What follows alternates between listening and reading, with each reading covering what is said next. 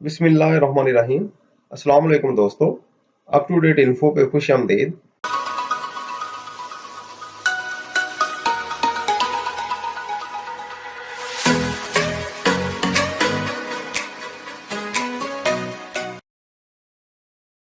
Ninth English translation वाला question जो है वो जारी है।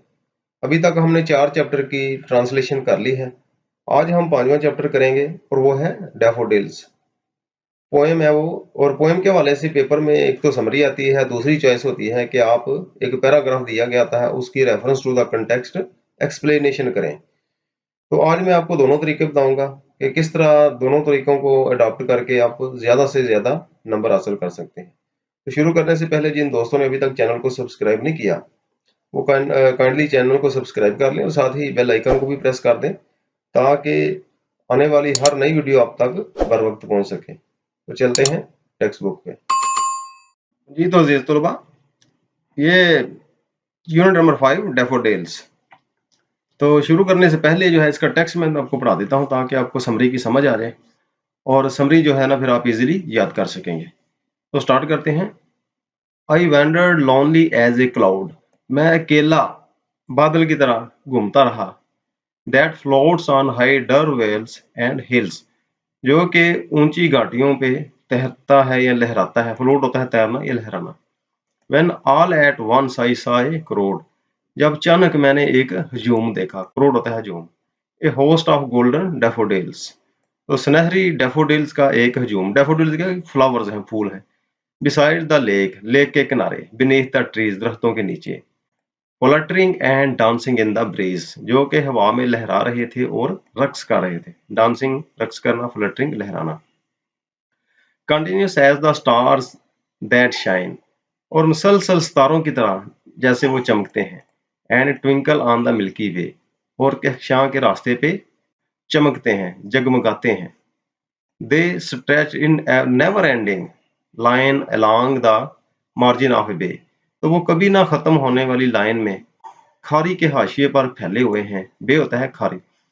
देन थाउजेंड सा आई एट ए ग्लांस, 10,000 में से मैंने एक नजर में देखा उन्हें। Tossing their heads in sprightly dance, कि वो अपनी जो सार हैं वो उछालते हुए, ऊपर बुलंद करते हुए, रक्स करते हुए मैंने उनको देखा। The waves beside them danced, और उनके साथ लहरें जो है वहां की वो भी रक्स करती थी।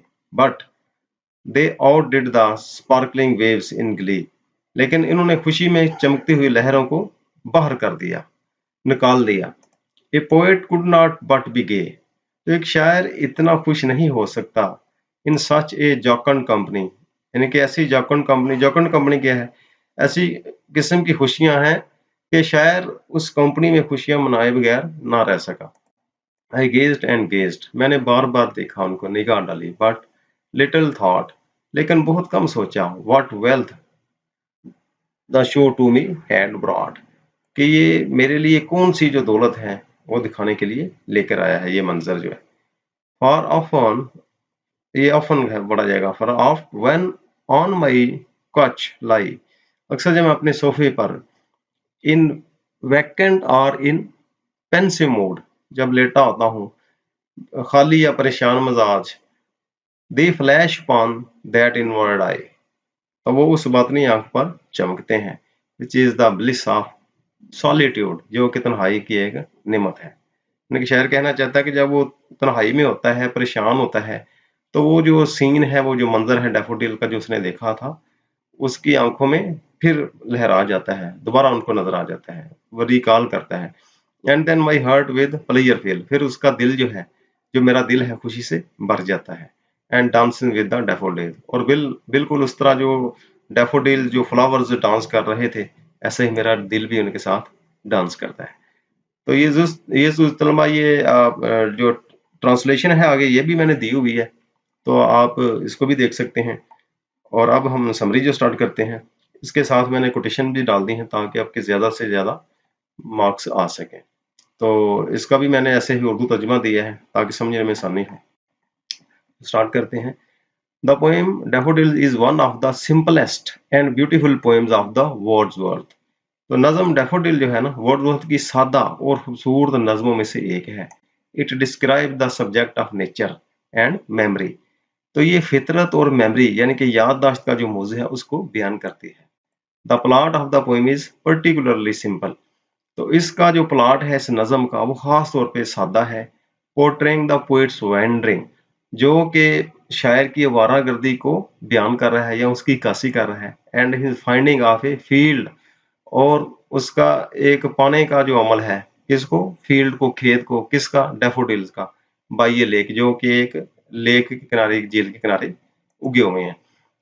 The memory of these daffodils pleases him.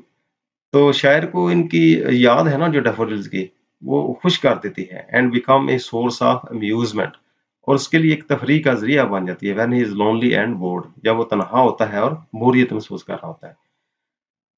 तो once the poet happen to visit a place, एक दफा एक शायर को एक जगह का विजिट करने का या वहां जाने का इत्तेफाक हुआ, नियर द लेक, झील के करीब, where he found a host of golden daffodil, जहां उसने गोल्डन डैफोडिल का एक झुंड जो है या हजूम पाया। तो ये टेक्स्ट है, ये आपने लिखना है, इसके नंबर मिलेंगे आपको। When all at once I saw a crowd a host of golden daffodils, यानी कि जो आपने पैरा दिया है उसके रिलेटेड ये टेक्स्ट भी दे दिया है। The daffodils were moving with the wind, तो वो डैफोडिल जो है, जो फूल हैं, हवा के साथ लहरा रहे थे, रक्स कर रहे थे। They were growing along the bank of a lake, वो एक झील के किनारे के साथ उगे हुए थे। The beauty of this scene inspired the poet so much, तो इस मंजर की खूबसूरती ने शायर को इतना मुतासिर किया, that he was lost in the beauty and charm of the daffodil, वो डैफोडिल्स की खूबसूरती में खो गया। Wordsworth then compares these dancing, तो वर्ड्सवर्थ फिर ये जो डांसिंग डैफोडिल्स हैं, डांस करते हुए डैफोडिल्स, उनका मुवाजना करता है विद द ट्विंकलिंग स्टार्स, चमकते हुए या टिमटिमाते हुए सितारों के साथ, दैट अपीयर एट नाइट, जो रात को ज़ाहिर होते हैं, फार इन द मिल्की वे, रात को बहुत दूर के अक्षां में। तो इसका भी ये रिलेटेड जो टेक्स्ट बनता है वो डाल दिया है। Continues as the star that shine and twinkle on the Milky Way. The poet was much surprised by observing the beautiful look, तो पोएट जो है, जो शायर है, ये खूबसूरत मंजर को ऑब्जर्व करते हुए, देखते हुए बड़ा खुश था और हैरान था। तो मंजर किसका था? ऑफ डैफोडिल्स, उन डैफोडिल्स का। इन द सेम, इसी तरह, बिल्कुल उसी तरह, व्हेन वी आर अस्टोनिश्ड, जब हम हैरान रह जाते हैं, to shining star in the sky at night, रात को चमकते हुए सितारों को देख के जैसे हम हैरान रह जाते हैं, ऐसे ही डैफोडिल्स की खूबसूरती को देख के शायर हैरान रह गया था। The poet also observe the beautiful waves in the water, तो पानी में जो खूबसूरत लहरें होती हैं, शायर उनका भी मुशाहदा करता है। ऑफ द लेक, झील का जो पानी है, विच वर स्पार्कलिंग विद जॉय, जो कि खुशी से लहरा रहा था।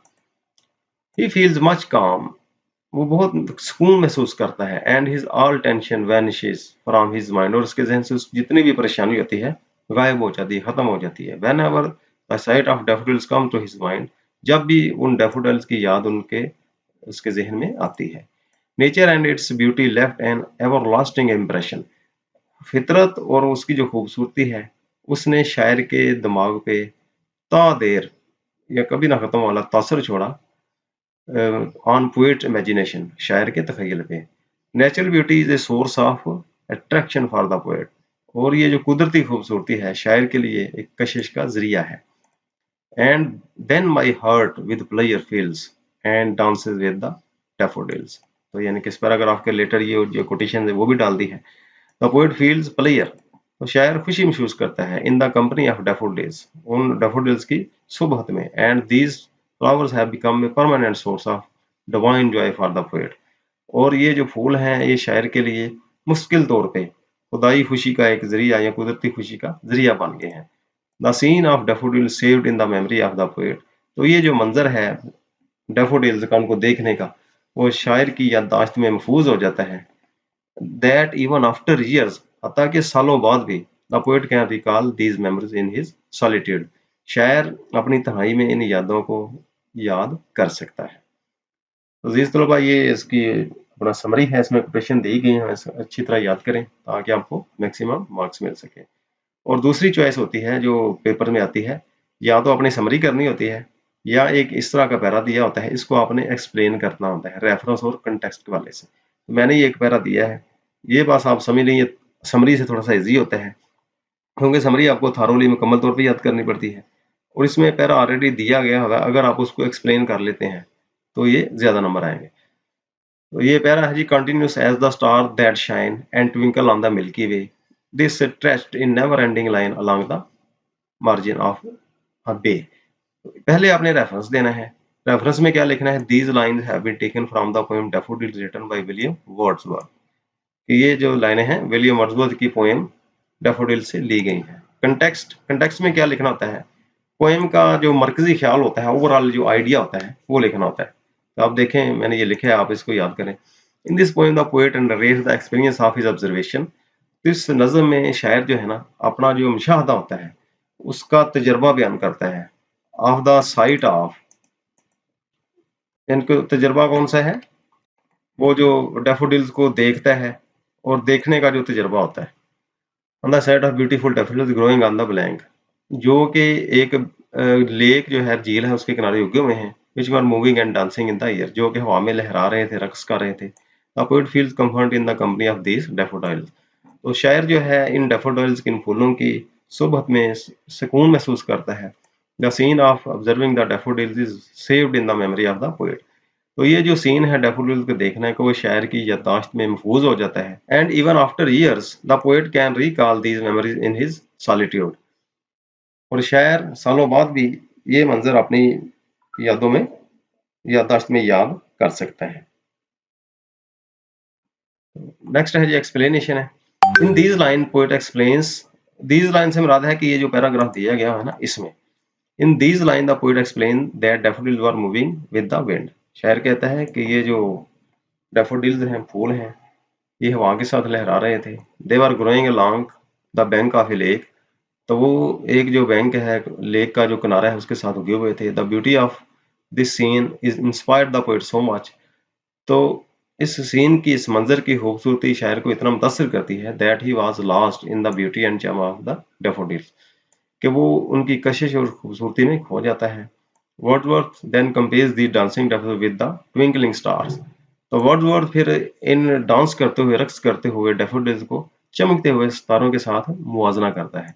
दैट अपीयर एट नाइट, जो रात को ज़ाहिर होते हैं, फार इन द मिल्की वे, बहुत दूर के अक्षां में।